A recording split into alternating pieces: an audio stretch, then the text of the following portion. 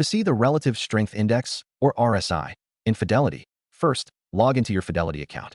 Once you are logged in, navigate to the Research tab located at the top of the homepage.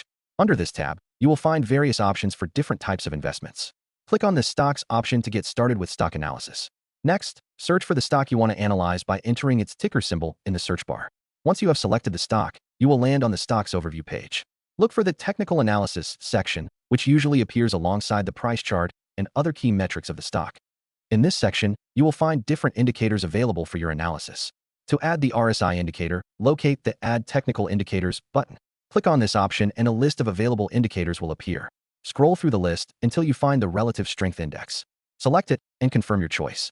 The RSI will now be displayed on the chart below the price action of the stock. Finally, you can customize the settings of the RSI by clicking on the gear icon next to the indicator. This will allow you to change parameters such as the time period for the RSI calculation. Once you have made your adjustments, click Apply to see the updated RSI on your chart. You are now ready to use the RSI to analyze the stock's momentum and potential trend reversals.